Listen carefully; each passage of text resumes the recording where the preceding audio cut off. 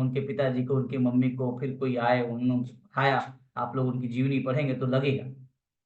तो आज वो समय है जब हमें ये जानना है कि हम क्या कर रहे हैं।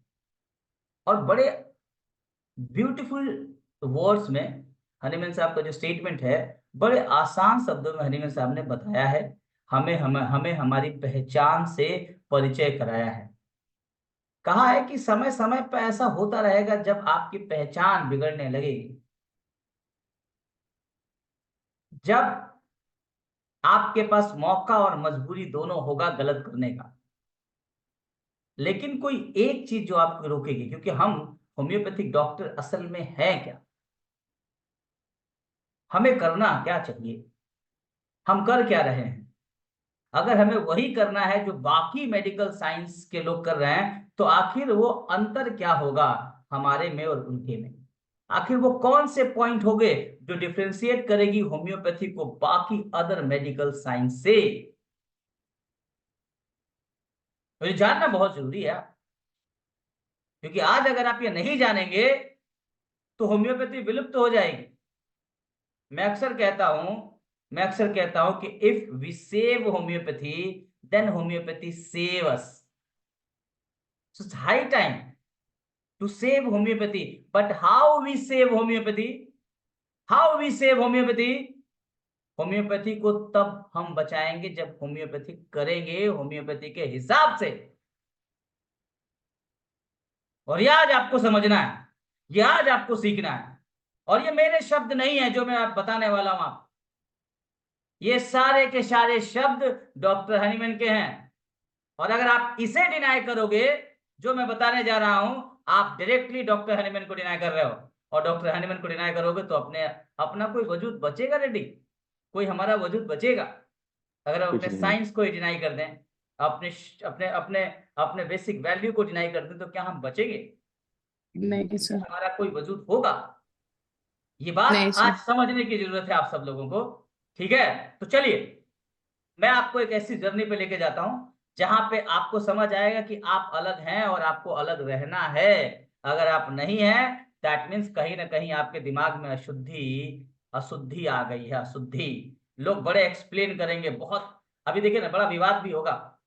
अभी ये जो वीडियो डालेंगे हम, तो बहुत सारे लोग बहुत सारी बातें करेंगे स्टेटमेंट में, देखिए तो बड़ा मजा आएगा कि उनको पता नहीं है कि करना क्या चाहिए। देखिए हनीमैन साहब क्या कहते हैं, ये रहा आपके आंखों के सामने। अब ये सारी बातें मैं आपको बताऊंगा और आप शॉक्ड हो जाओगे कि ये बात हनीमैन साहब ने आज से 200 साल पहले लिख दी कि देख भाई हमारा काम ये नहीं है। हमारा काम क्या है वो अभी आपको बताएंगे। देखो हनीमैन साहब साफ साफ कहते हैं, फुटनोट कौन सा? उर्दू।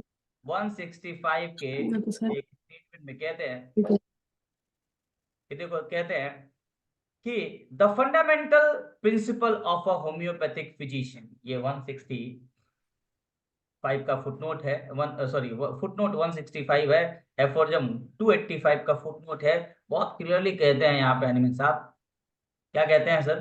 कहते हैं the fundamental principle of the homeopathic physician, और ब्रैकेट में बोला है वो फंडामेंटल प्रिंसिपल, वो सिद्धांत होम्योपैथिक डॉक्टर का, वो प्रिंसिपल, वो मेथड, वो तरीका हमारा, विच विच ब्रैकेट में देखो, which distinguish him from every physician of the old school.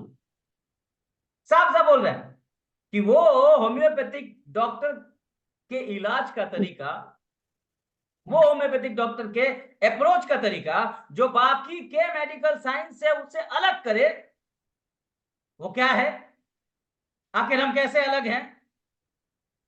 Is this, वो ये है, क्या है दोस्तों? Is this that he never employ he never employ of any patient a medicine whose effect on the healthy human has not previously been carefully proven।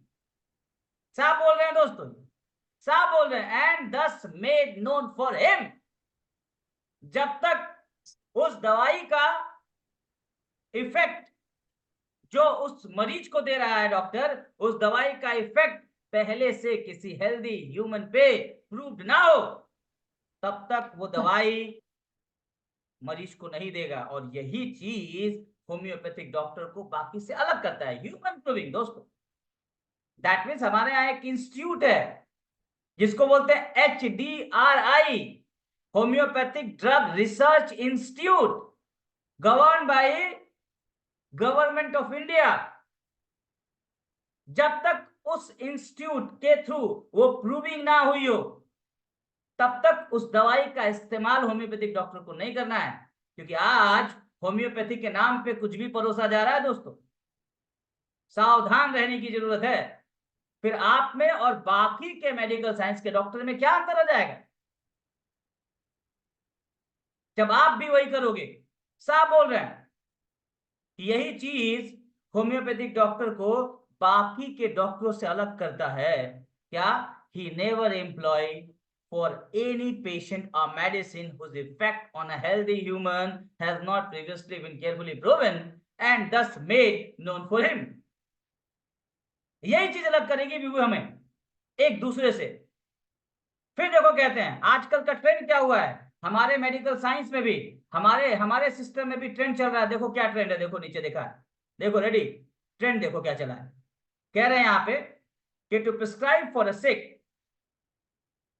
सिक को दवाई देने जा रहे हो दोस्त, एक बीमार इंसान को दवाई दे रहे हो, एक ऐसे इंसान को दवाई दे रहे हो जो तकलीफ में है, जो होम्योपैथी का नाम लेके आपके पास है, एक पावन नाम, डिवाइन साइंस लेके आ रहा है आपके पास कि हाँ हम होम्योपैथी के नाम पे इलाज कर रहे हैं जाने के पास। अगर वही सब करना होता दोस्तों, तो हनीमैन साहब को क्या जरूरत थी करने की ये सब, ये मेडिकल साइंस लाने की क्या जरूरत है आपके सामने। तो to prescribe for the sick on mere conjecture, जो वहां चलता है, ऐसे लाएंगे लोग, देखो ऐसे लाएंगे, आई डोंट नो, ये sir this, sir this medicine, this is proving by this sir prescribed। फिर ये सुना, देखा आजकल हमारे यहाँ वो चल रहा है, ये ऐसे लीजिए और ये दीजिए। कहाँ प्रूव किया भैया? HDRI ने बोला ह्यूमन प्रूविंग हुई। क्या वो ड्रग पोटेंटाइज है, सिंगल है, सिंपल है? मना किया ना हनीमैन साहब ने, लेकिन आज भी ये चल रहा है दोस्तों। सर कह रहे हैं कि मियर कंजेस्चर पे किसी ने कह दिया कि हाँ ये दवाई बढ़िया है, हमने देखा है, हमने प्रूव किया है। किस लैब में कियो, किसने सर्टिफाई किया?